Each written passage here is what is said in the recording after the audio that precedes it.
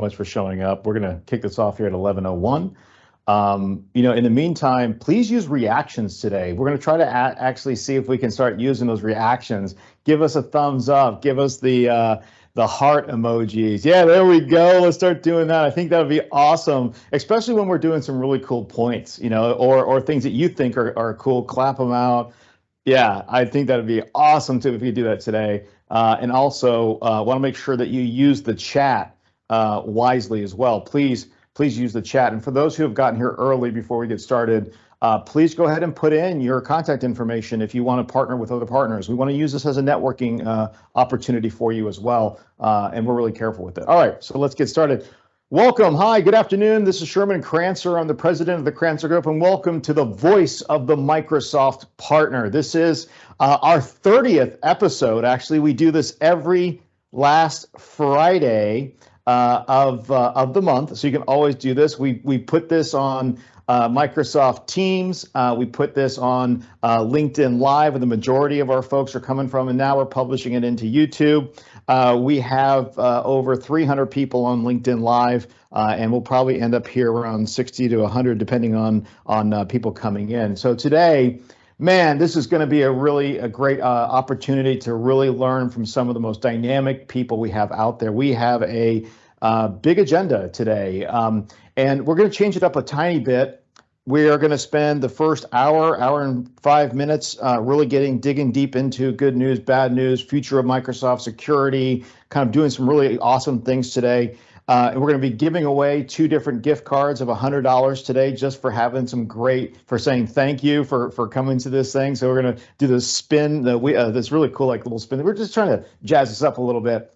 But most importantly, we're also going to allow you for Q&A during the show. We do that during the show, but afterwards. So we're going to spend an extra 15 minutes to a half hour. We're going to stay on. Jonathan Davis and Aditya are being so kind to be able to do that, because you might have some real world questions that you want to ask them, latest stuff that Microsoft is seeing, or just different ideas. We want to allow you to be able to do that. We also want to say thank you so much. We know this takes an hour out of your time every session, every month, right? And it isn't always super convenient, right, to come to these, but we really appreciate it. We sincerely do. Tell your friends, send out the invites there. All right. So the other thing, we just put up a poll here really quickly. We're going to be doing polls throughout this as well. Please vote on that. It's cool stuff. We don't say who votes on what, right? But if you want to be pre-registered for the next shows, that'd be great. Okay, so that's just really the start of this. This is really fantastic. Why don't we go ahead and move into, I'm going to get into just the Crancer team really quickly. And I was just saying this to the group of guys today. It's amazing the work that they do. We used to always be frenetic pace before this. Everyone's like flying around with their hair on fire, like, oh my gosh, what are we doing? Who's doing what? Who's got this? And an hour and a half ago, we got on a call and everything was done. We've got some really great people here. Just so proud of them. And I want to call them out. They're a really, really fantastic group of individuals. We've grown so fast, right? We've went from an idea back in 2019, end of 2019, right before the pandemic, with me and one other person. And now we got 12 full-time people here. It's just amazing. And we manage a lot of partners. Anyways, and enough about us. We're really here to listen to the great speakers. So that's the Crancer Group team. So I want to just get into the agenda really quickly. This thing just popped up here. So, Partner Spotlight, we're going to introductions as we're going to get into just a second. Then we're going to do Partner Spotlight. I'm going to talk about 2 partners that we've been working with for a while, and it's a great partner-to-partner opportunity. We're going to start doing more of this there. So we're going to show 2 of these infographics, really cool stuff, give you the opportunity. One is in security and one is in Power Platform. Then we're going to talk about Skykick Cloud Solutions. So we recently just partnered with Skykick. We're doing joint marketing with Skykick partners. So if you're interested in doing some marketing and trying to drive leads, contact your Skykick PDM. And they'll contact us. It's fully funded through their Microsoft Market Development Fund program. So if you want some leads and you are fiscally responsible, call Aditya and say, can you get me in touch with Sherman, because he's going to put you and get you some leads, and we're going to funnel it and have Skykick fund it. So just a cool thing there. Then we're looking into the future with MS Security with Jonathan Davis here. He's from Microsoft. Man, we're so lucky to have both of these great speakers. And then we'll just talk a little bit about Stratus Cloud Alliance, and then we're going to get into the Q&A function of it. So that's just the agenda here. So why don't we go ahead and move this forward. So our speakers, let's go ahead and introduce them really quick. I'm going to start with Aditya. Would you mind just kind of introducing yourself and your role at Skykick? Sure. Hi. Thanks again, everyone. And thank you, Sherman, for giving us this opportunity to be here. I'm Aditya. I've been at Skykick now more than 3 years, and I am a recovering ex-Microsoftie as well.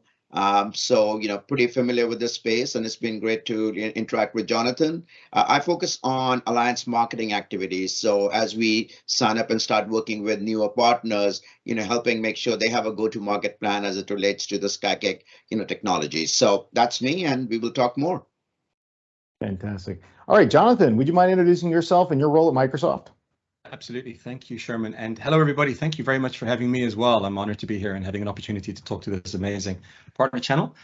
My name is Jonathan Davis, and I'm a security program manager on the business applications and platform team at Microsoft. So that organizational group takes care of mostly Power Platform and Dynamics 365. And my team is basically responsible for helping these various services stay secure. So this is I'm really happy to be here and getting this feedback and interaction with our partners that are so important to that mission of ours.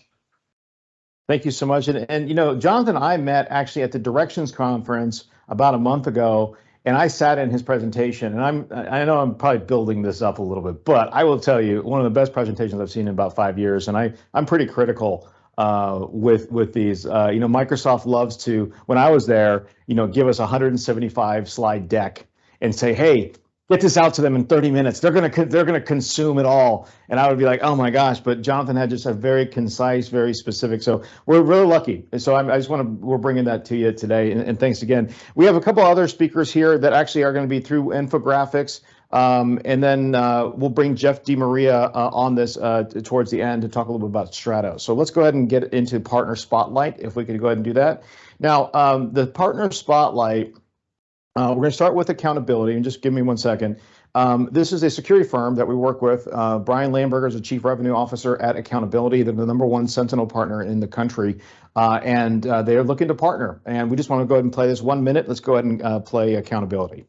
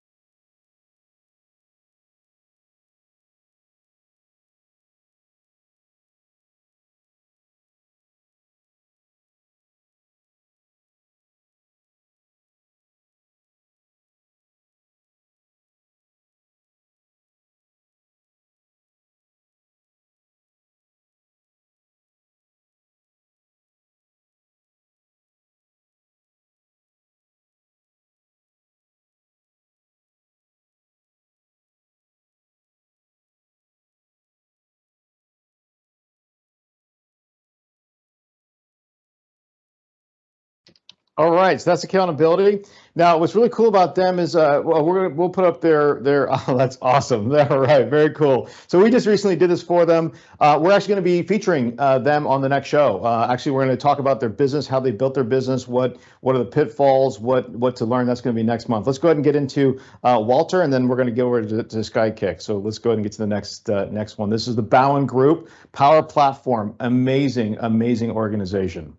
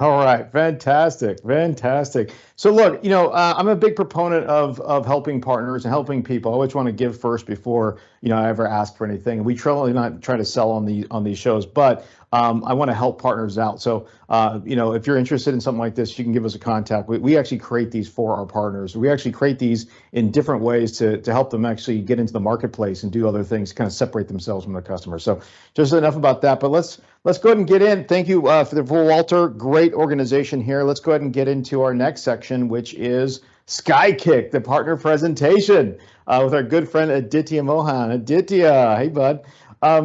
Hey, so the first question I have for you really is, we all know. I mean, most of us know who SkyKick is. Holy smokes! I mean, remember when back in the BPOS days and Office 365 came out, and nobody really knew how to migrate, and SkyKick was there to, I don't know if you say this the right way, but to be the savior of IT, right?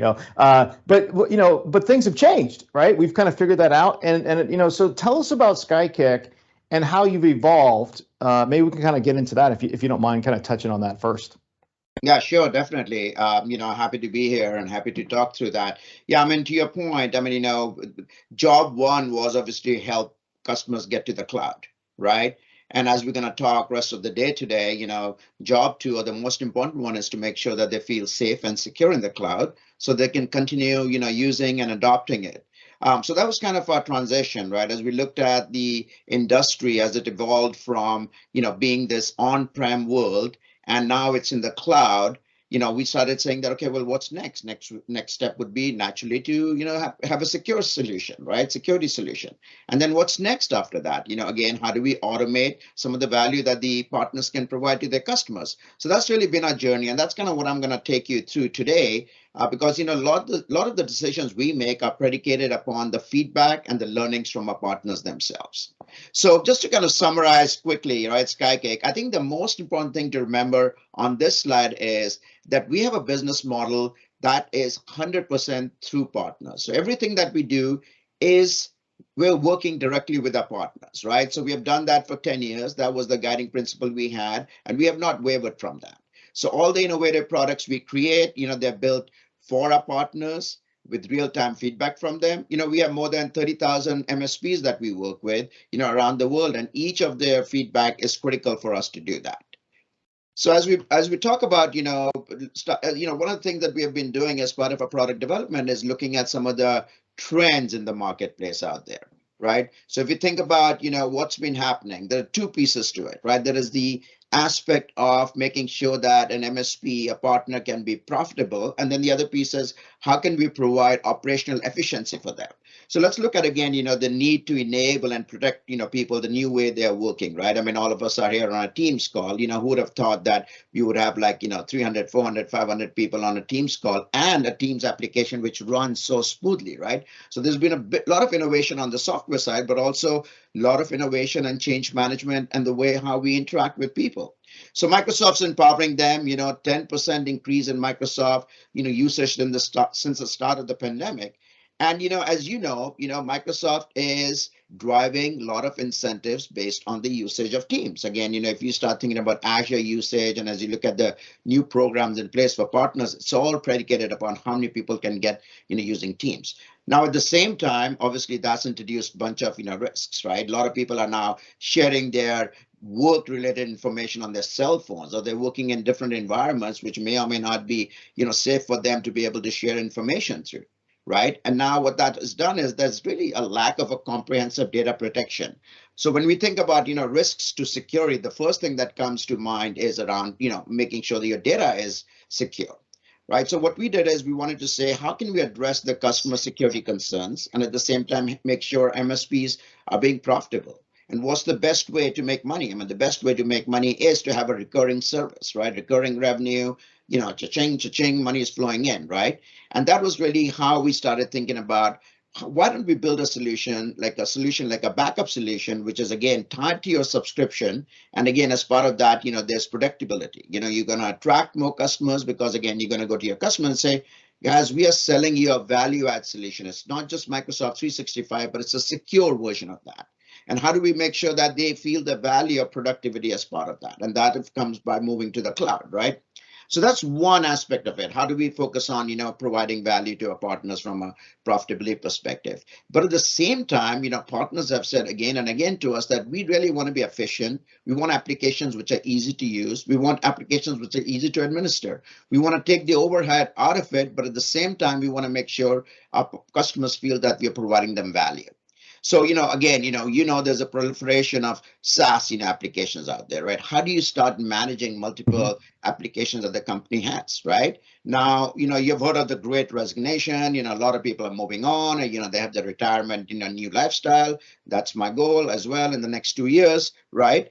But again, that's created a big shortage of, people out there for the organization. So they still want to do more with fewer people. Right. And that's kind of where automation becomes a key aspect. And, Jonathan's going to talk a little bit more about some of the other opportunities around that. And then there is this, 3-letter word that I think a lot of us don't want to talk about right now, which is the NCE. Right. But the NCE is here. It's here to stay. Right. So what it's going to do, it's going to diminish the margins from the classic Microsoft applications. But again, that's where you need to start thinking about adding premium value to that. Right. Now people are not going to steal money. People are going to make money. Right. And that's awesome. I don't mean to interrupt you here. I was just kind of thinking, because of the evolution of Skykick, we've gone from being the migration partner to now providing or helping partners figure out how they add something to their business, right? You kind of mentioned that, a new SaaS application. One thing you said about backup, I want to just touch on that just a tiny bit. We're working with a Skykick partner right now, Imazanti, right, over in New Jersey. To give them a shout out, they're just incredible partners out of New Jersey, incredible. And what we're doing in the CIE is we're adding the Skykick Backup solution as the offer, okay, and all of a sudden we've changed. So can we talk a little bit about that, because you've changed from this Office 365 migration partner to a SaaS application that's really helping partners build a more of a business, right, an MSP type of product. But tell us a little bit about the backup solution that you guys have, if you don't mind. Yeah, let's talk about that. So, one of the things that, as I mentioned, is, a lot of partners that we started working with originally, they did not necessarily have that MSP mindset, right? They were, again, very transactional. They were really running, a lot of kind of projects, which were one and done, right? And again, for us, providing a backup solution really was the starting point for these partners to start thinking about being a managed service provider, right? Now they can start thinking about, ongoing value they're providing to their customer. It's not transactional anymore. And again, when we think about, Microsoft 365, which is like the de facto productivity solution, right? There are some things from a, data integrity and data security perspective, which are not covered there, right? So for instance, Microsoft mentions that, hey, when you subscribe to Microsoft 365, make sure that you have a reliable third-party backup solution, right? And again, reliable is a word, right? Limited retention was another, gap that was there. So what we said is, why don't we actually look to provide our partners a value add bundle solution, right? When customers buy that, they know there's peace of mind day one. They don't have to worry about what happens to my data. Is it secure? Is it not secure, right? And as part of that, the other thing that we wanted to make sure is that when we think about the margins, and the margins are shrinking, the margins that you're getting from backup are actually going to help offset some of those, challenges you got. And again, as Teams growth has, increased so much, people are sharing data and video and everything else, the need to manage all that data is critical. And again, what we do is we provide unlimited backup and retention. So it's a one price. You can share as much as you want. You can save as much as you want, and you can go back and get any of that, when you need as part of that. What's interesting about that too is, as we do these customer immersion experiences with our partners. So we get, I don't know, 10 to 15 people attend every session. When we had an assessment offer, we were having trouble sometimes with conversion, getting people to bite. When we put in this backup and explained it in that there's that clause in the contract in the Office 365 that says, we pushed that up, and all of a sudden you went from having 2 or 3 people raising their hands to now 6 or 7 saying, hey, I want to know more about this. Can I do that? So the reason why I'm bringing this up, okay, is we need to find ways to trigger the psychological need, right, from the customer to actually want to talk to you. Because it's hard. It's hard to get people to want to sit down with you. But if you can maybe present something that solves a problem that they don't even know about, right, holy Moses, right? So just I kind of want to kind of throw that anecdotal, thought process in there. So that's one of the products. But now you have another one too, which I think is really neat, is Cloud Manager. Yeah. I think it's really actually really interesting. You want to just touch on that just real briefly? Yeah, exactly. So as I spoke about the journey, right, getting people to the cloud, making sure that they're secure in the cloud. How do we make sure, we manage them in the cloud, right? And that's really where the cloud manager solution comes in, right? For our MSPs, this is really a platform where they can start tracking and managing and monitoring all aspects of your customer's business. So when we think about security services, right, providing assessment reports, making sure that the MFA and all is turned on, providing remediation, services as part of that, right? So again, this is something that you house inside. This is a value add that you are providing to your customers. And from the customer perspective, they're just happy knowing that, you're using a state-of-the-art application to keep them safe, right? The second thing is you got Microsoft Teams, right? As we know, it's growing, but a lot of people are not deploying it properly, right? There is a process to go through that. Are they making sure the data is secure? But more importantly, how are they managing it? Are they driving adoption within the organization? What does it take for everyone to start, sharing and collaborating and, being proactive as part of it? In fact, we have seen a 30% reduction in email since Teams has been, out there, right? But again, are people using it the most efficiently? So that's the other service you can provide. And then finally, it's all about making sure that you are increasing your efficiency when it comes to supporting through the help desk, right? All the stuff that you do from a help desk management perspective, it's automated. You don't have your high ticketed, technical people having to solve some frontline tickets. You can actually drive a lot of that efficiencies through automation. So really excited about this product. And, really looking for a lot of MSPs to kind of, make their lives a lot more efficient, productive, and drive automation into their DNA. Love it. Well, thank you, Aditya. Now, how do we get a hold of you? How do we what would be next steps if they want to? And wait, right before I say that, hold on a second. Right before I say that, I thought there was a really awesome poll that we just did. And actually, I'd like to call out. Let me just go back up there just a bit of it. It's very interesting. The poll was, what backup solution do you currently sell to end users? 20% said, I leave that up to the customer. 33% said they're using Skykick. 26% is I'm using another service, right?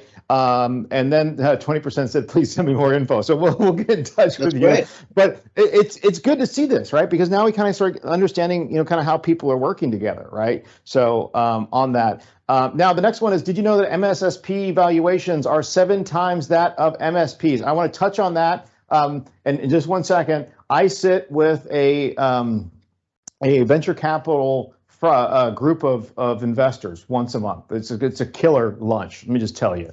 I mean, I get to see so much, and we were talking about valuations. MSPs are going. It used to be 4 to 5 to 1 on MSPs. Now it's actually 2 to 1 on the valuation. Think about that on revenue. But really on an MSSP, they're looking at 7 times revenue. Okay, think about that. And the reason why, I mean, obviously, you're doing a lot less heavy lifting. You're not managing the whole information systems. You're managing a subset which has high margins, a lot lower, more utilization rate of your current resources, less resources to do more. Hey, if you don't have a product right now in the market that you're pushing, okay, that is really helping you build an MSSP product, you're falling behind. And that's really why we have these shows here. We keep talking about this. We want to bring value to you. That's what's happening today. And I want to make sure that you guys are on track of that. So, okay, so now, but this is, sorry about that. How do we contact you?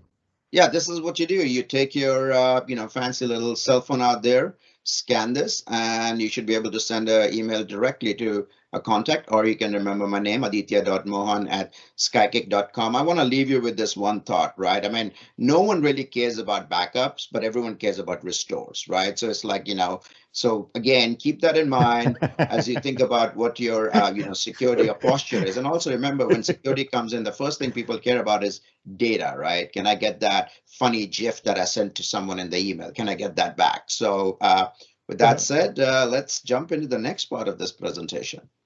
All right, man. Hey, thanks so much. And so Aditya is going to be part of the show too, so we're keeping him involved in there. So Jonathan, thank you so much for coming today, man. This is awesome. Man, that is a tough act to follow, honestly, but it was preaching to the choir. I was cheering you, Aditya, so thank you for ramming on those brilliant messages. Yeah. I just want to say before we start that honestly, Skykick is an example of why the Microsoft ecosystem is as healthy as it is. It's honestly partners like you, so thank you for that. Excellent. Yep, great. Thank you. Awesome. So 2 things here. We got a presentation. We got questions and answers. Come to the Q&A. Start putting some stuff in the chat window if you want. But we're going to get through this, and then we're doing Q&A afterwards. So I know it's going to be a little bit longer, but if you want to stick around, please, man, we're going to be so happy to do this. So let's get right into it, Jonathan. You know, what is this first is third principle of cybersecurity? I think we should start there first. Yeah. Right? Yeah. First is third, or not. I thought it was first and third, but not. What is first is third? Yeah, that actually is something that came from my colleagues in the privacy world when we were implementing GDPR in 2017, actually. And that principle basically just says that whatever that we as Microsoft do for ourselves, we should, where possible, make available and share with our partners and customers, the third parties, right? I mean, Microsoft's a partner-driven organization, so we're kind of, honestly, we're only as secure as you and our customers are in using our products. And I said this when we met, that I see us as one blue team, right? We're one set of defenders, and we're up against this very, very powerful set of adversaries, and we kind of need to help each other. And one thing I want to say to the partner community here is that you need to help each other. You know, Microsoft collaborates with security with our biggest rivals every day, and I want to encourage you to do the same. You know, set aside rivalries, work with each other, especially in communities of practice around specific products or ecosystems, like if you're in Power Platform or Business Central or whatever. You know, in Dynamics and Power Platform, we often get very, very good security hardening ideas from partners like yourselves and great vulnerability reports from partners like yourselves. So please step up and be security champs out there. I hope that covers it. Yeah, that's great. So now what do you, like, as you start thinking about, right? I mean, you know, why are they attacking? I mean, what are they doing? And, you know, why are they motivated to do that? Yeah, the perennial question of they. So what I'm going to, look, there are going to be security nerds in the house, and they're going to roast me for this massive oversimplification. So, I mean, you can basically loosely group the bad guys into 4 classes of adversary. And this is not particularly accurate, it's not complete, but it's going to help us frame this discussion today. You have kind of script kiddies, which is, yeah, it's just a term that comes from the old days when these kind of unskilled attackers used to take attack tools from others. And they basically operate in collectives, like Anonymous. And their motivations are hacking either for personal, irritation, like they get irritated with someone on a game server, or because they want to steal someone's photos, or hacktivism. You know, they've got a political motivation. Then we've got criminal gangs who are hacking for financial gain, and these are sort of cyber criminals. They make up about 80% of attackers out there. Then we've got nation states. Nation states are, waging war at the moment. They're doing it for strategic intimidation and so on. Espionage, and in some cases, like North Korea, for foreign currency and sanctions busting. And then we've got terrorists. And luckily, terrorists make up, a very small number and are not very successful in the cyber realm. So, at Microsoft, we worry about all of these attackers, but the most dangerous are what we would describe as highly skilled and highly focused attackers. This is what the industry tends to call APTs, or advanced persistent threats. And, as the name suggests, these are extremely capable and disciplined and well-resourced, patient and focused adversaries. And I think the thing which surprises people is that they look like you and me. They're ordinary knowledge workers. They work in offices, they've got badges, they've got financial targets, they've got projects, they've got bonuses. And there was a leak recently of the Conti ransomware crew. It's a criminal APT. And it really revealed the banality of this particular evil. They were griping with their bosses about time off and the poor tooling that they were getting from various people. But yeah, Microsoft, we track dozens of APTs. Most of them are state level APTs or large cyber criminal APTs. And but I mean, on that point, just thinking of who we're talking to today, for most people in this call, cyber criminals are your biggest threat, especially fraudsters and ransomware crews, probably. Like things like business email compromise are huge. There was a terrible story in the Wall Street Journal just last week about United Structures of America, a company out of Houston. They got ransomed. They paid the ransom. They couldn't get their files. They got ransomed again. They went bust. And I read that 1/3 of organizations actually that are affected by ransomware closed down either permanently or at least temporarily. So, $6.9 billion lost to cybercrime last year. And I mean, here's a sobering thought for people in this call. There's 90 or so people and a few hundred on LinkedIn. Statistically, it's almost certain that some of you have got attackers in your network right now preparing a ransomware attack. Anyway, I think that's interesting. I was reading the other day that there is a couple of universities in the US which shut down because they could not afford to pay the ransom, and when they did, they still couldn't get the data back. So they lost all the registration, and and they lost the kids' grades, which actually might not be a bad thing for me. But it's real and it's rampant and it's really impacting people directly, the people that we know. Yeah, it's terrible. There's no honor amongst these thieves. Honestly, it's a nightmare out there. I know a couple MSPs. I know one that $300 million MSP. I'm not going to say names, but a monster. Email completely down for quite a long time. I know another $60 million MSP. So the reason why I'm putting at these numbers, I'm not trying to call out names, is that even if you're grown, even if you're that big and you're that big as an MSP, you're a target. Everyone's a target. It's interesting. I'm getting phished so much lately. I just got one today too. Oh man, it was really beautiful. But the problem is I don't have an HR team at the Crancer Group, so I knew right away. But man, did they really make it really beautiful? I mean, I was like, well, this is cool, but little did I know I don't have. We have an HR team. I was calling my brother up. Hey man, who did we hire? But yeah, just to that happens. There. Sorry. No, go ahead. Yeah. Let's get into some of the bad news. Let's kind of dig deep there. Now I know it seems negative, but hold on. We're gonna have good news after that. Okay, so let's dive in a little bit of the bad news to kind of help. Like I know there's a few different different sections or two different pillars you want to talk about. Let's get into that. Yeah. Okay. So normally, as you know, when I give this talk about this topic, I normally start with the bad news and then move to the good news. But I'm not sure we have time for the good news. So I'll just start off by saying that what follows is going to seem like a relentless parade of defeat and collapse. But actually, things are much better. I mean, just this week, Amy Hogan-Burney, who's from Microsoft Digital Crime Unit, was announcing the takedown of this big infrastructure for a major Iranian threat actor called Borium. And this comes on top of some big takedowns of things like Emotet and TrickBot last year. And indictments and sanctions are really starting to bite in the sense that they're changing attacker behavior. Legislators are rallying and they're coming out with good laws and like the Cyber Executive Order, which we'll talk about later. And honestly, individuals and companies like yourselves are wisening up, and and security and service platform providers like Microsoft are also pouring investment and innovation into this space. And of course, we see companies like Skykick, really, and this huge security ecosystem that's stepping up and having a big impact. So look, now that I've said that, I also want to say that we're in a terribly exposed situation as a civilization, right? Software has eaten the world, and we're, as an industry and frankly, as a civilization, we're scrambling to catch up. We have this onslaught of extremely highly incentivized and highly skilled attackers. And I mean, most people think about cybercrime in terms of, cyber in terms of cybercrime, like material financial harms. And it's true that it costs billions. I just said $6 billion in 2021, but there's other things. Like, for example, we've had some really big near misses. If you think about WannaCry and NotPetya in 2017, they caused massive damage to Maersk, the biggest shipping conglomerate in the world, right? In the UK's hospital system, at least one NHS trust was taken out. Now, when you think about Evergreen, where one ship blocked the Suez Canal for 7 days and the global supply chains nearly exploded, imagine what would happen if Maersk's entire shipping register had been ransomed. Mark Rasinovich, who's the CTO of Azure, he talks about GSIFIs, these globally significant financial institutions. And these are the too big to fail kind of banks. Now, many of them are hosting on major public clouds. When Lehman Brothers, one of them went down in 2008, it kicked off the liquidity crisis, the big crash. Now, imagine if 10 or 15 or all of them were put out of business. I mean, software is driving every aspect of civilization, and we have unfortunately given an awful lot of power to bad actors to really cause mayhem now. And the number of systems is exploding, and the threats are exploding, and the consequences of failures are more severe. And frankly, the number of defenders is staying static or growing too slowly. Microsoft is comparatively privileged, right? We have billions of dollars, literally billions of dollars to spend on security. But what I describe as the civilians out there, you folks, the normies, the small to medium-sized businesses that make up 80% of the economy. I mean, you are terribly exposed to contemporary cyber threats, and it's showing.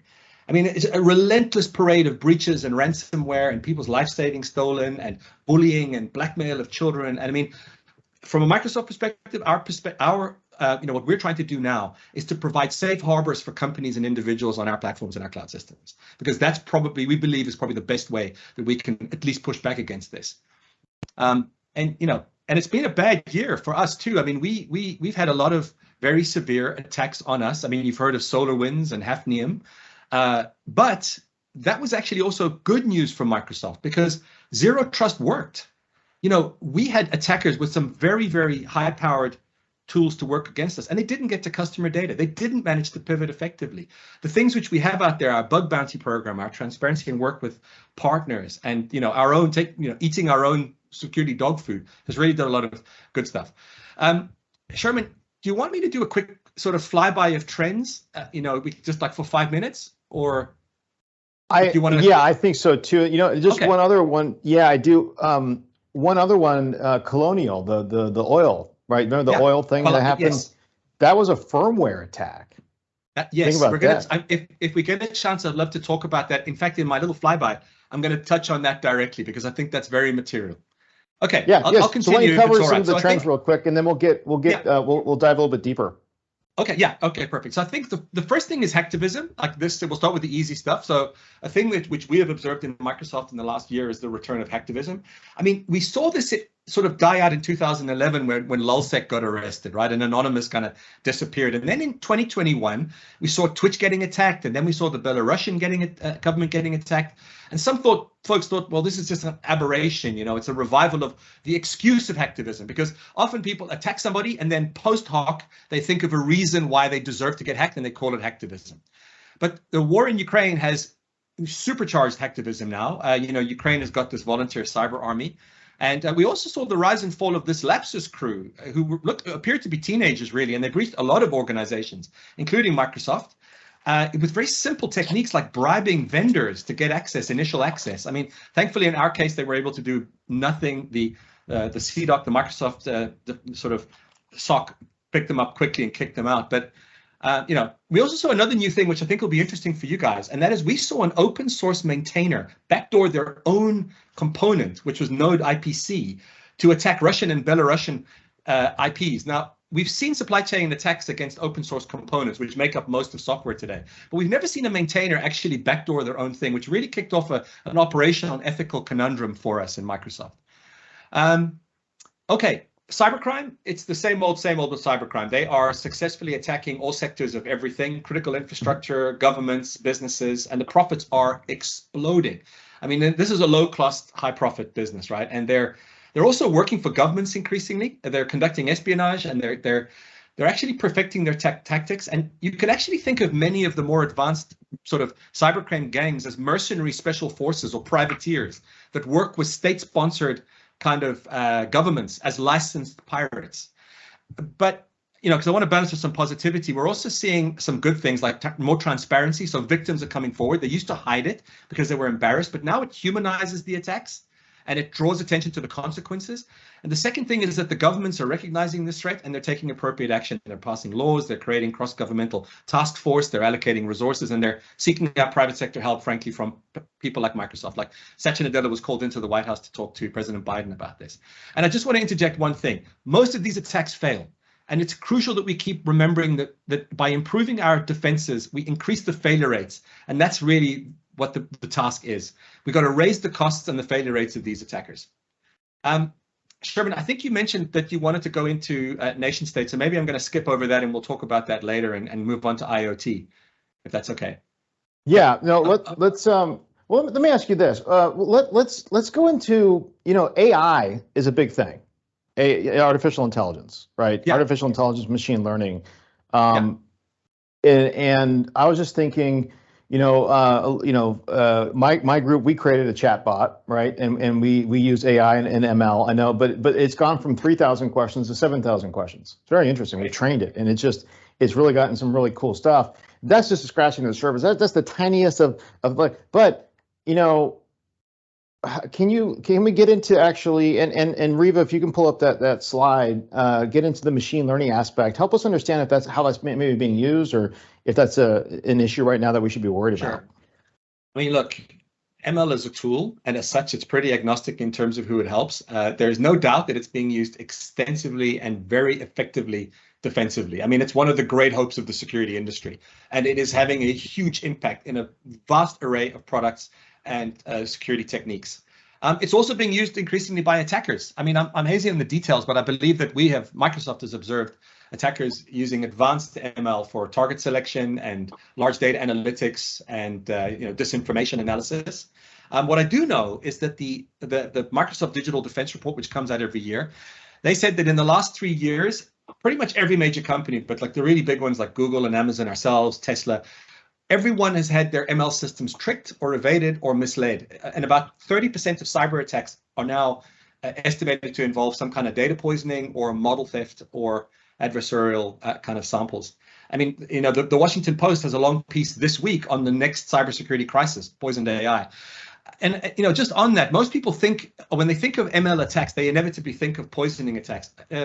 Poisoning attacks are when an attacker contaminates the training model, you know, to get an unintended result. So you can classically think about it where someone, you know, trying to train your model to recognize cats and someone says that a hippo is a cat. Or there's a famous example from medicine where the AI started to see the ruler, which was next to skin cancer samples, as the cancer, because all the skin cancer samples had the ruler and the AI picked up that one.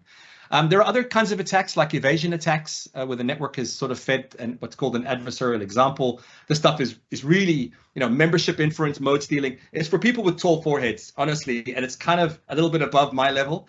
But what I would say is that for those of you that are facing specifically adversarial ML, Microsoft has a brilliant open source tool called Counterfeit, which really helps you assess risks, and it kind of allows to analyze your AI and ML. And we use Counterfeit inside Microsoft as part of our AI red teaming operations.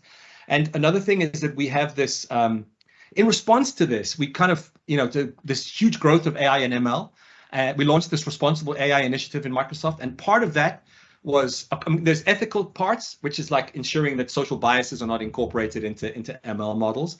But from a security side, a substantial part of that was actually teaching security folks like myself in Microsoft, how do we threat model machine learning based situations? So, you know, all of you out there, what I would say is pay attention to the stuff. If you have ML AI, and who doesn't have it these days, then I think you should learn how to threat model those models and AI, because it is a hugely increasing attack vector against all businesses. I hope that was not a short answer, sorry. But so Jonathan, as part of that, I mean, thinking about that, right? So as MSPs or partners who are on this call, right? You know, what is your recommendation then? Should they be monitoring the AI ML usage at their clients and have some, you know, mechanisms to be able to give them a heads up? Or how does that, all the offerings that Microsoft's providing, how does that translate into partner usage and opportunities? I mean, the short and simple answer would be absolutely. I truly think that everybody should be paying close attention here. It's an under-attended area, which means it's an area of opportunity for attackers. People are, I mean, when we talked about those poisoning attacks, people are going in and getting loans and bamboozling insurance and trading algorithms and all manner of things for financial benefit and for trolling, because people have thought, well, no one's going to attack this, or this is very obscure. But, you know, in cybersecurity, ML and data scientist roles are exploding, and we're seeing the same thing in attackers. They're hiring the best brains out there to go after these models. So please be aware of it. And reach out to me. I put my email in the chat if you want me to route you to the Microsoft resources on this, because there's a lot. Yeah, this really seems like a differentiator that MSPs can go to market with, right? As you come up with a portfolio of new things and making people aware of it.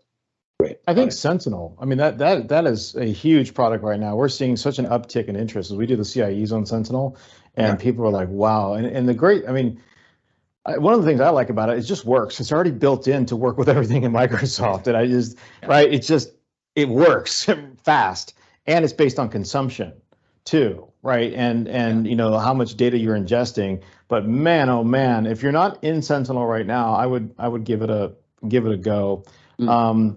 Aditya, I think you were going to take the next question, right? Yeah, I was. I mean, one of the things I was, you know, thinking about is that, you know, when we spoke last week, right, there's all this discussion around nation state threats and, you know, what's happening in the world, and it's changing in front of our eyes. And you sitting out there in Sweden, caught in like those two worlds, right? You're like stone's throw away from all the craziness, right? So tell us, you know, what are we seeing, and, you know, how can we do something around it? Okay. I mean, yeah, thanks. It's a super interesting area, actually, and I'm in Denmark, which is a NATO country. So yeah, we got a target on. We're not neutral. So I mean, yeah, what have we seen? Nation state actors have been very busy as always, and they've had, honestly, in the last year they've had some big successes. We had SolarWinds, which was the Nobelium APT-28 or Russian intelligence. We had these huge attacks against on-premise exchange servers by Hafnium, which is a state actor, APT10, China. I mean, we have some amazing Microsoft thing. Like we have this Microsoft Threat Intelligence Center, or MYSTIC, and the Digital Security Unit, DSU, and they kind of keep an eye on nation-state actors. And what they're saying is that they're continuing to focus on mostly government agencies, intergovernment agencies, non-governmental organizations and think tanks, right? For the traditional thing which these people go after, which is mostly espionage and surveillance objectives. And normally the victims of this have got something which is interesting to the attackers. Like under COVID, we saw them attacking private enterprises for vaccine research. Like we're seeing a lot of attacks against unpatched third-party software on premises, right? That's becoming more pervasive. It's very easy to exploit by nation states. So, people that are postponing patching, or they got dark IT. I mean, you alluded to it earlier, Aditya. These are unknown assets, or sort of outdated, unsupported software. They're really leaving themselves vulnerable. So, I mean, this is a push. Sounds like a commercial push, but it's actually a security push for people to move to the cloud. And MYSTIC, as I said, is focusing on the nation states because the problem that we have is that the tactics, techniques, and procedures, the TTPs that the nation states use, the little guys watch them and they learn them and they start to use them. It prompts all these downstream actors to start adopting the same thing. So we learn from the big fish and we quickly sort of build up mitigations. I mean, by the way, if you out there are targeted as a Microsoft customer or partner by a nation state, we will issue what's called a nation state notification, an NSN, to customers or partners. You don't want one of these, but we'll help you if you do get one of these. And over the last 3 years, we've issued over 20,000, nearer to 30,000 of these. So they are very active. I mean, one last thing on this is that the nation state activity is much more likely to target organizations outside of critical infrastructure. And I think that this is very interesting. This is, 90% of notifications that we served were outside of critical infrastructure like electricity or water. Now this is Jonathan talking, not Microsoft, but what it tells me is that nation state operators have some norms and red lines.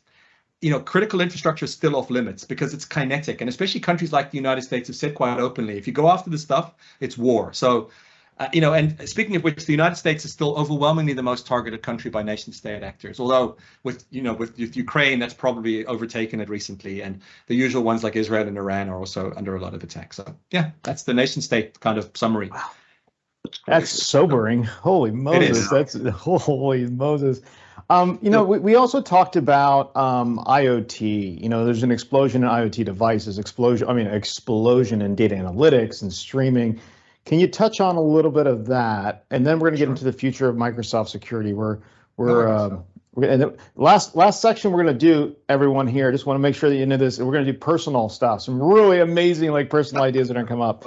And then we have some giveaways. If you don't do the personal stuff, none of this resonates, right? It has to, make the personal connection for the companies care about it. Right.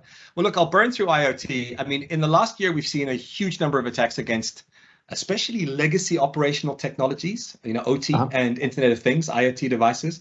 I mean, this week, the operational technology is in the news because of this OT iceball brouhaha. Like what happened was some researchers found 56 vulnerabilities in a whole bunch of OT things in a whole bunch of companies. And this is big news because these OT devices are in industrial control systems and health, hospitals and water management. I mean, they literally are the substrate of civilization. I mean, this is the core technology that modern life depends on, that the water gets pumped and the traffic lights work on. And many of these are lagging in the adoption and use of modern tech, security. I mean, that report that I just alluded to talked about them being insecure by default. And we're seeing attackers probe and succeed here. Like you mentioned it, Colonial Pipeline, water, energy utilities, they've all been attacked, and the disruptions from these are profound, and the impact is very broad. I mean, in IoT, we have what I would describe as a grim constellation of issues. There is an enormous and rapidly growing attack surface. I mean, there's billions of devices already, and there's millions coming online every month. Devices are often cheap, and the market economies force them to be cheap, and the software security is often an afterthought. So many of them can't be updated over the air. So what you effectively have is millions of little unpatched Linux instances plugged into networks, and they just end up in botnet swarms or as entry vectors for attackers. And that's why we end up with headlines like, a casino got hacked by its aquarium. IoT is hard to defend. Attackers, they've got physical access, they can bamboozle sensors, they have, IoT, I think, is one of the hard problems of security. And Microsoft in this area is pouring a massive amount of effort. Like some of our best and brightest are focused on this. And this is also true of the industry at large, right? I should note that there's also some super interesting IoT security devices out there. I mean, one example is a former boss of mine introduced me to last week is something like Guard Dog AI. Now, I haven't really had a chance to play with it, but this is an example of many of what I've seen. Like, it's a device that you plug into your network and it does this ML-backed security detection and remediation. So, and at Microsoft, we've got Azure Sphere, which is our whole Azure-based IoT security suite, which is frankly amazing. And this might surprise some of you. We have our own IoT Linux distro, Mariner Linux. Yes, Microsoft ships its own distro. So I don't know, hell has probably frozen over somewhere because of that. So yeah, that's the IoT story in a nutshell. Grim, but getting slowly a little bit better. I have no sympathy against the casinos getting hacked and losing their money, though. They have taken a lot of my money. Indeed. Yeah. So Aditya, do you want to take it the next one, I think? Yeah, let's talk about that. So again, going back to, the future, right? Where are you guys headed with all this stuff, right? What are the trends? Give us something in the looking glass. But I think also, how are you kind of including the partners as you think about the services and the roadmap for the future, right? Yeah, look, this is a huge topic. It's a little bit above my pay grade. So, I mean, but I'll venture. Look, there's a few things I can speak with some assurance. One thing is that the security establishment in Microsoft is genuinely a learning organization, because we kind of have to be. We're under constant attack.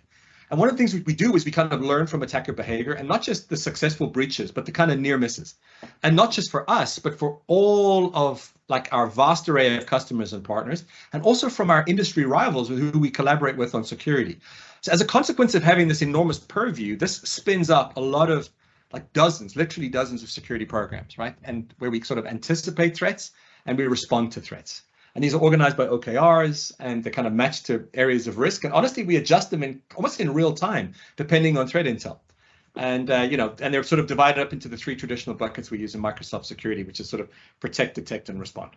So we've recently wrapped up a slew of fairly major hardening initiatives based on the last tranche of learnings from incidents and experience, and and best practices. And these are the same things that we've been droning on to our partners and customers about, and what we've been providing sort of technologies for them to do. This is back to the first is third thing. So examples of zero trust, which we keep going on about, but it really is a critical operational philosophy. Hardening identities and using alternative identities and using multi-factor authentication. Everywhere, no exceptions, no excuses, everything, all accounts have to be locked down like that. We have just gone through a big effort to absolutely mandate and fully enforce 100% use of secure admin workstation. Some of you would know it as a privileged access workstation, specially hardened one-use only devices, which we use for accessing prod. We've had a big push, zero tolerance on ectopic secrets, like credential elimination, people putting secrets in code or in OneNotes or whatever. Big push to move to managed identities away from using certificates. Network isolation, we don't want any of our control plane traversing the public internet.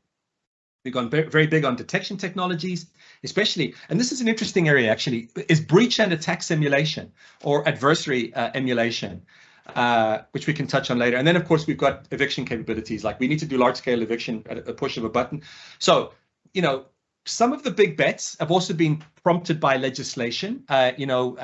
So what we normally get is the government says you got to do something, and we as Microsoft say, you know what, it's a good idea. We're going to go beyond that. So the U.S. government, for example, with the Cyber Executive Order, mandated that all contractors and vendors have to have a bunch of security requirements around SDL and Software Bill of Materials, or SBOM, and CI/CD hardening, deployment pipelines. And we said, fine, we'll make this a requirement for all of our services, not just for the contractors. And it was the same with the EU data boundary. We say this is good stuff, we're going to implement it globally, and we then fold it into our customer promises. So that's coming down the pipeline. And there it's things like, customer managed keys or bring your own key and lockbox, where we explicitly have to, you as a customer need to give us explicit permission before we can JIT or just in time elevate into your data. And in terms of other things, I'm bearish about zero trust. I mentioned that already. Zero trust is not tools and technology. You don't have to buy a product for zero trust. You just need to, it's a design and operational principle. And our task now is to make these principles sort of accessible and where possible automatic. And then that brings me to a big theme in Microsoft, which is what I could describe as true secure by default. Like a recurring theme for us is just baking in security. Secure by default should be ironclad. You shouldn't have to read docs to secure yourself. You shouldn't need, what you should need to do is read the docs to figure out how to degrade your security posture, then jump through 50 warnings. I mean, we don't think about fire security or electrical security anymore. We've got retardants and fire escapes and stuff like that, and trained responders. And security needs to get to exactly the same space. As an industry and as security leaders, we need to make it that security just works, and it needs to be the path of least cost, and it needs to be the path of least resistance. And then, one more thing which I just want to touch on is automation and AI, because no security person would consider me respectable if I didn't go here. As I've said repeatedly, automation is often driven by ML and AL. It's a huge area of hope. It's a huge opportunity.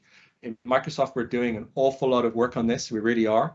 I mean, I talked about breach and attack simulation. Let me tell you this, because I think this is cool.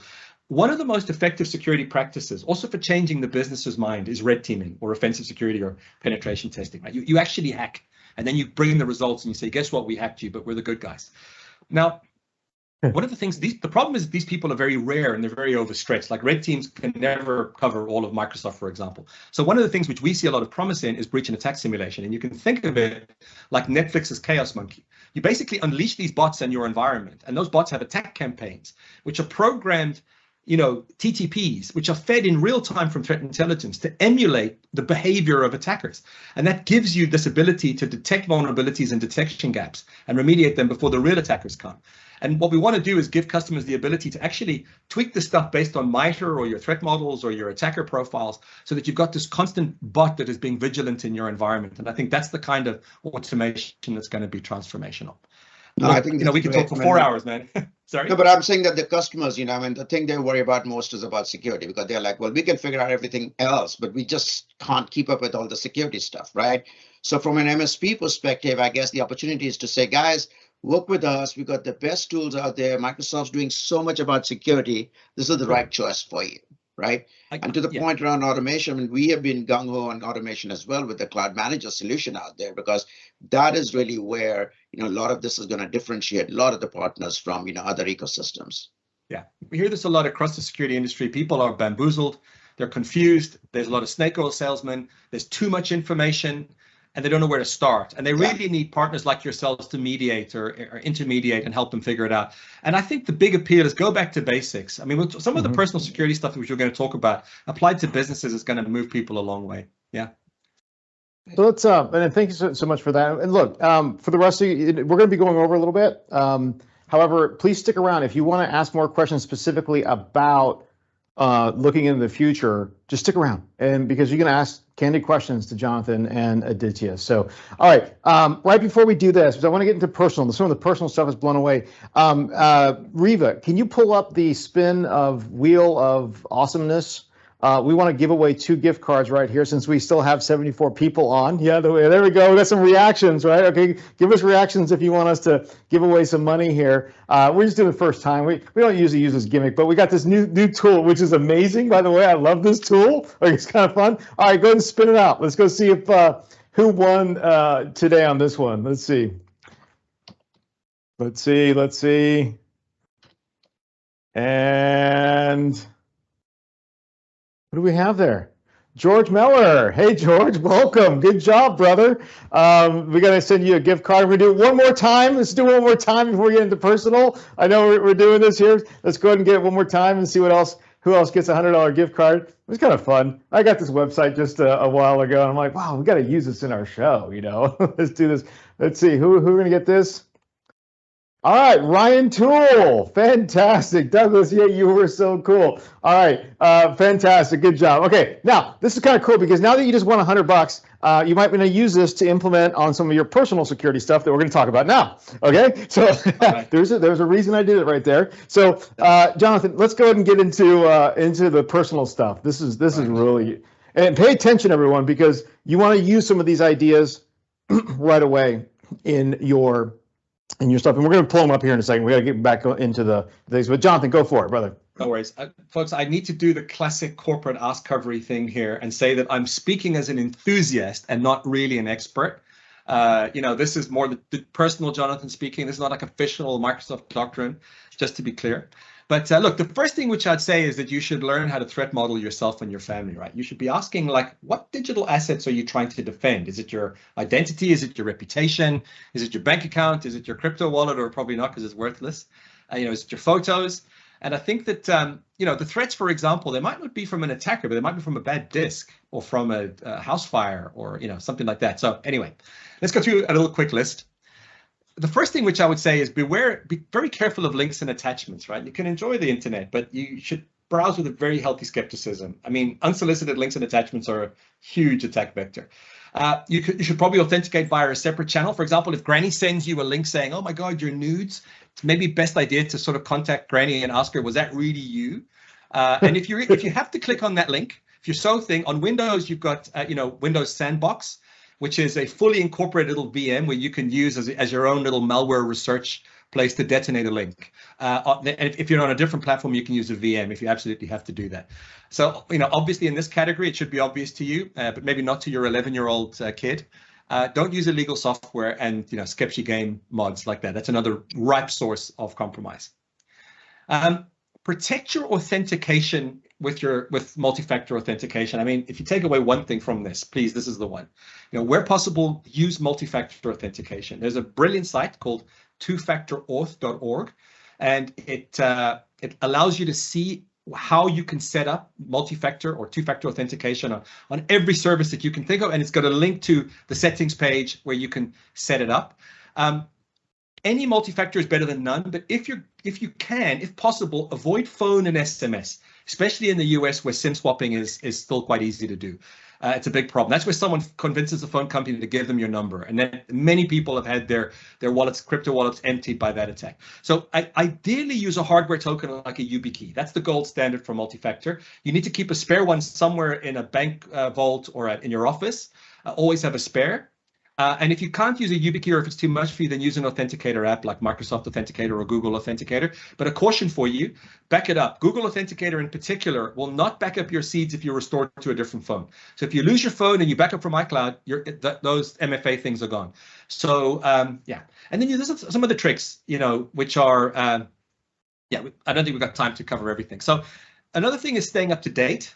I mean, this is obvious. This is true for organizations. It's true for individuals. Make sure that you promptly apply security updates from official sources only. I mean, if you get a pop-up on a website, then don't do that. But go to Windows Update or whatever. Now, when Chrome or Edge has that little update icon in the top right-hand corner, please just update and restart. There have been a whole bunch of Chromium zero days which have been causing mayhem out there. It's the same on your iPhone or your Android. When you see the little red dot, please update it. Same for your personal computers and routers and your TVs, minimum once a month. You should be updating all of your software in your homes. And I think this is extremely important. I mean, my personal routine, like on Windows, one thing you can do, you can script this on Windows Scheduler, but run Windows Update, ideally on the day after Patch Tuesday, so the second Wednesday of every month. Then go to Windows Store and update those store apps. And then finally, you can run Winget. Winget is a package manager for Windows on Windows 10 and 11. Winget upgrade --all. And unbelievably, it will update a huge amount of software that Windows Update doesn't get to. This should be the thing that all of you do. There's also commercial tools like Ninite that does something similar. On Mac OS, you've got Mac Updater. And on Linux, of course, just use a package manager. But please update your stuff all the time, every time. One other thing which you should do about halfway through is you should uninstall unused software and extensions. I mean, the more stuff that you have, the more ways attackers have to attack you. It's called your attack surface, right? So reduce your attack surface by uninstalling unused software. I mean, modern operating systems are extremely secure, but they're often attacked through the software that's installed on them, right? And this is particularly true of browser extensions and add-ons. Modern browsers are rock solid, but the browser add-ons are a weak spot. So what attackers sometimes do, people don't know this, they hack extension developers or they buy popular extensions, and then they put malware or crypto miners into them. And they make it a deal when they buy it that this is an NDA, that they can't actually talk about this. So I advise my friends and families, I mean, there's an exception here. I think you should use an ad blocker and privacy extensions, things like uBlock Origin or whatever. I mean, malvertising, like malignant or malicious advertising, is a very big source of compromise. I mean, the NSA and the CIA actually have ad blockers on their border gateways. One thing which is great for blocking stuff, and since we're all nerds here, is Pi-hole. Pi-hole is a little Raspberry Pi based DNS ad and malware blocker. You can just install it and plug it into your network and you use it as your DNS provider. And that is something that you can protect your whole home, and your speeds will go up. So I love Pi-hole, and I would recommend that to anybody. We're nearly done. Password manager. This can be controversial because, you know, all your eggs are going into one basket, but honestly, it's vastly better to use a password manager than not, or use the same password everywhere. I mean, use a decent passphrase, use multi-factor authentication. What I would say is don't keep multi-factor backup codes in your password manager in case it is compromised. Your main accounts, if you've got everything in there, you're toast. Explore the settings, like for example, on both LastPass and on 1Password and various others. If you know, the extension will stay logged in forever if you don't set it to timeout after a few minutes or timeout when you close your browser, which is a risk really. So, you know, and then yeah, so basically, and use a good one. I mean, I mentioned this KeePass, Bitwarden, 1Password, LastPass. There's a lot of them. Dashlane. You know, in research, and you don't go with cheap and don't go with unknown, because this is, you're trusting your digital life with it really. Final thing, if you're really paranoid, you can salt your passwords. So you put the password in, but there's like a little thing that only you append or have in the middle. So even if an attacker gets your vault, they're not going to be able to log in, but they'll figure out your salt eventually. All right. So you don't want me to set my passports on my OneNote? Well, yeah, you know, we're going to be coming after you with the credential scanner, right? Anyway, one thing that people do all the time, which is a bit nutty, is they browse day to day with an admin account on their personal computers. On Windows, about 95% of drive-by attacks would be thwarted if people were using standard accounts. You know, for day-to-day activity, use a standard account and only invoke an admin account when you need to install software or something like that. Now, what you can do is you can give one of your other fingers a fingerprint for that admin account. So all it does is prompt you, and it says, put in your PIN, your Windows Hello PIN for your admin account, or put your fingerprint, could be this one, you know, boom, and you're done. It's the same on phones and tablets. Use biometric logins like Face ID, they're amazing. And then set a long password. You only need it when you reboot the phone. But if someone steals that phone, or if you go through some sketchy airport and a state level attacker has it, you're going to be thankful that you've got a difficult password and someone can't brute force your 4-digit PIN, right? Aditya, you talked about backup, and I want to just drive this home. You know, it's particularly important to have backups, especially in the world of ransomware that we have today. And I know that cloud storage providers like for a personal perspective, OneDrive and Dropbox and Google Drive and so on, iCloud, they do provide some protection. I mean, you know, OneDrive in particular has ransomware protection because you can roll back 30 days. Use that stuff. I advise people to have one local backup, one cloud backup, and one offline backup, especially for the important stuff. And test your backups. Aditya said it, and hallelujah. You know how many times people are heartbroken because they find out that their backups just don't work, and it's game over if you've got full ransomware attack, everything's encrypted, and your backups are toast. You've lost your baby pics, and you don't want to be that person. Another thing is cover up your webcams, folks, and your to some degree microphones. I know that all of our phones are actually 30-meter boom microphones, but especially if you've got children, and this is a horrible thing, but if you've got kids, you need to hear this. Children are constantly being blackmailed by people that take over their computers, especially during the pandemic, and film them through their cameras in their bedrooms, you know, running around, and then they blackmail them to do more stuff. Predators do it, and entire APT crews do this as a business. It's truly disgusting. Don't let your children have cameras open in their bedrooms, and be very careful about them carrying their devices and stuff in their bedrooms. And it's the same with your baby cams, your doorbell cams, your security cameras. Those things show up on Shodan all the time. People don't realize they're being watched through their own devices. So be very careful about your home IoT devices, and especially cameras and webcams. Just cover that stuff up, especially for kids and young girls. Last few things. Are we okay, Sherman? Can I just burn through the last couple of things? Yeah, absolutely, 100%. Enable full disk encryption. This is encryption at rest, and this is, you know, on your devices. If you're using a Mac, use FileVault. If you're using Windows, use device encryption or BitLocker. If you're using Linux, use Veracrypt or something. If you don't, and somebody steals your device, they just need to plug in a USB and they got your data, including all those, you know, saucy pictures you took with your wife in you know, Jamaica or whatever. Like, protect that stuff with encryption. I mean, I took those saucy pictures with my wife, but you know, someone here probably has. The point is, always make sure that your devices have got it enabled. Some of the sort of versions of Windows and other operating systems don't do this by default. So you might need to switch it on. Like in Windows, there's always ways to switch it on. Just Google it or Bing it, and you'll find out how to do it. Many people ask about VPNs. And YouTube influencers will have you believe that all you need is a VPN and your security needs are covered. It's like back in the old days where people told you just need an antivirus. Now, VPNs are great if you're going from a low trust to a high trust network, like from your home to your corporate network. But in scenarios where you're connecting through some sketchy shell company's network that may actually be compromised, you're actually compromising yourself.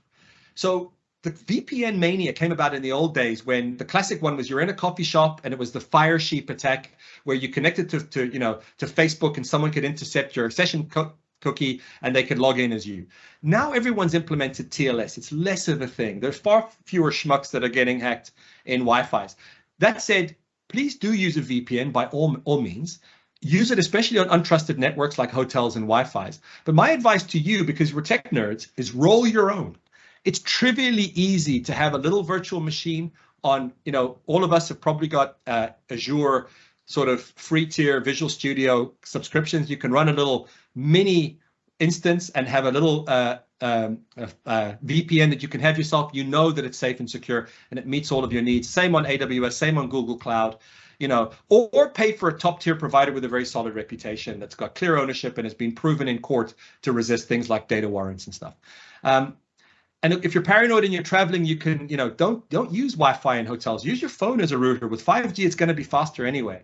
And you can get little travel routers if you're truly paranoid. Like the guy, one of my colleagues from the Azure Red Team, my God, that guy, he has a little travel router that he uses. He doesn't trust anything because he's seen stuff, the things he's seen. And look, the final thing which I'll advise you to do on personal security is check your cloud accounts settings and defaults. Purge your cloud data, go to the privacy page, see what Microsoft has on you, see what Google has on you, Apple, Facebook. Prepare to be shocked, prepare to be appalled. Your location data, your searches, clear that stuff out. Check your contacts in your recovery settings. If someone does hack you, you're going to want, don't put real answers in there. Don't actually put in your first teacher and your pet's name. Put in bogus stuff that you keep in your password manager. There was a guy at the conference that Sherman and I were at that came to me and he said, I keep getting hacked, I keep changing my password. And it turns out that he had a malicious app installed on his Office 365 account. It looked like FedEx, but it was something else. And this is a common attack. So that is the Jonathan Davis Whirlwind Personal Security Circus Tour. I hope it's of value to all of you. I hope it pulls some of you from the bottom 5% to the top 5%. And look, my email is in there. Your security problem is my security problem. I'm happy to continue this conversation with any of you, really. Well, all I can say is that, covering up your webcam, that's actually going to be a bummer for my TikTok skills. What am I going to do with that? I know, Aditya, you're accepted from the rule because, your TikTok comes first. So, all right. Well, hey, thanks so much, guys. Really appreciate it. We're going to stick around for some Q&A here. I just want to wrap up with a couple things. We actually have, go back to that. We have a whole list of resources that are available. If you're interested in the deck, just email info@crancer.us and we'll send you the deck. But I think right now you can actually go ahead and click through because this is the interactive PowerPoint. We'll probably attach this a little bit later if you come back in here. Want to make sure you all have that. The next thing over, if we just go to the next slide, please. This is Jonathan Davis's email. Now, what's very interesting about this is Jonathan is one of the few people at Microsoft that will give you the email. Most of us, every time we have a Microsofter on and they know who they are, they might be on here, you've only allowed us to put your LinkedIn. So I applaud, Jonathan on this one. I really, really do. All right, let's go ahead and move on. Please don't sign me up to your mailing list. I do this. Of course, it's a security risk, but you're our partners, man. If I can't defend my own email, then I'm toast. So yeah, we do want to. Like you're part of an exclusive group coming to this thing, right? So exactly. let's use this as our way to be able to have access, to this. And Jonathan's got some great decks as well. Let's go ahead and get to the next slide here. Just want to talk. We'll get into the Q&A in a second. I just want to do the last couple ones just of our group. Keep going. Just how to contact us you can go ahead and click on here. We have a YouTube channel. We have the Crancer group at LinkedIn. Please go to that LinkedIn site and actually just follow us because we're actually going to probably shift over one of the LinkedIn lives to just the Crancer group. So go there or just go to us at crancer.us. Now go back to Stratos, please. Just want to do a quick call out. We're also partnered with Stratos Cloud Alliance. They are an amazing organization. We're having some issues with our pop up. Scott May is the one that we work with. For those partners who are working with Stratus Cloud Alliance, we also have a marketing partnership with them. So if you're looking to drive hands-on lab leads from using hands-on labs, please contact Scott May. And if you're looking to procure licenses, dynamic licenses, go that way. Dynamics Power Platform, they're an amazing distributor that is coming out here. We fully support them and endorse them 100%. Scott is just a wonderful individual. Jeffrey D. Maria, who may be on here or not, I don't know, is an amazing individual, and we just really are happy to work with them as well. All right, so with that being said, for folks who want to leave, thank you so much for coming today. Thank you. We hope this was a good one. We'll have another one next month. We're going to actually do Partner Spotlight. We're going to get 2 partners in there, and we're going to talk about how they built their business. We're going to dig deep into the business, get some ideas. One that really understands net new customer acquisition, which is amazing. Okay, think about this: net new customer acquisition, which is one of the toughest things. One that understands that's going to tell us tips and tricks on that. And then the other one, Walter from the Bound Group, just really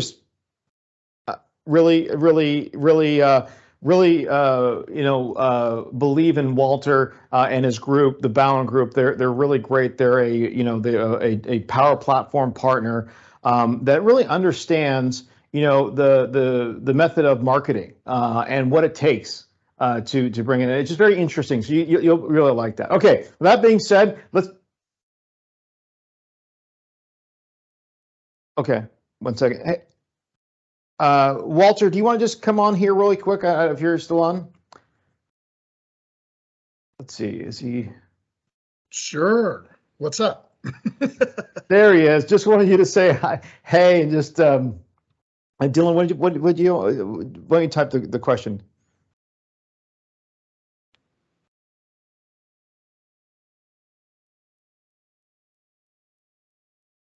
Okay, yeah, no, so we already showed his video. We'll get into that, Dylan, later. But okay, just wanted to say hello because you're going to be our next speaker on the next thing. Walter's really awesome. We're really proud of his group. So perfect. Okay, let's get into Q&A. Sorry, it's a quick one. We had a little thing. Let's go to Q&A. Let's get into it. Let's see. Does anybody have any questions directly for Jonathan Davis or Aditya? On here. All right, so let's just take a look. I'm going to give it a second. Let's see. Most important areas in which to focus. Oh, thank you, Brian. All right, that was cool. Any specific questions that you can go ahead and type in here, or if you want to raise your hand, we can unmute you and take the video or allow you to get on video as well.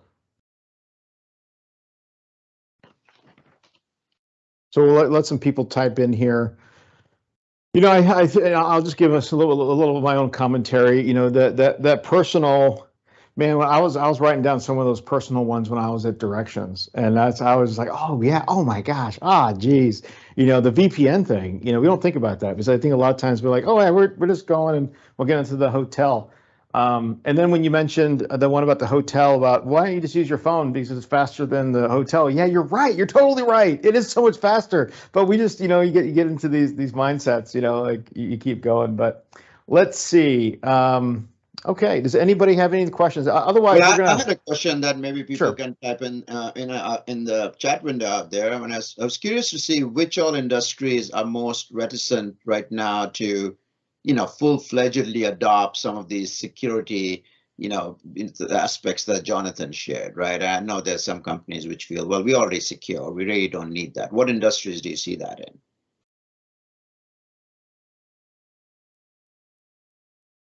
Is that for Jonathan? Well, no, it's just for people in the chat window to just drop in whatever industries they feel that, when they talk to those people in those industries, who are the ones who say, no, we feel secure, we really don't need that next level of security? Are there any? Because I know that, some of the companies like, some of the insurance companies and all, they're just so, old school, don't want to necessarily, move to the cloud or even, and, for these people, it's very critical because as soon as they lose their data, they're, dead in water, right? As opposed to some other ones. Yeah. Well, we've seen recently a lot of law firms are surprisingly behind the times. Yeah. And it's like, do you're in the legal industry. You're going to get sued. Like, why aren't you adopting the most? Like, are you have And I always find it kind of odd. Like, wait a minute, that's. I also see that in not-for-profit organizations, right? They're the ones who also feel that, hey, you know what, we're not here to make money. We're not for profit, and therefore we don't need to necessarily have all this operational rigor in place, right? So again, as MSPs, I think that's a great opportunity for you to talk to some other folks in these industries and explain to them all the things that Jonathan should have scared you with already. Well, great. Well, it's 18 minutes after the hour. I want to say thank you, everyone. Let's just give let's see, do we have anything in here? We do a lot of reinforcements. All right, Jonathan, thanks again, man. And Aditya, thank you. Thank you. Really appreciate it. And for all that have been here, thank you very much for being here. We look forward to seeing you again next month, the last Friday of the month. And why don't you go throw up that pre-register poll again if you can. Let us know if you want us to pre-register you. We'll just go ahead and fill it out, and then you'll just get the invite. Let us know. I don't know if we can do that up again, but we'll do that. But hey, or use the link that we put in the thing. But everyone, thanks again. Thanks. Just happy to do this. This was a great show. Have a great afternoon. Talk to you later. Bye-bye. Great. Thank you.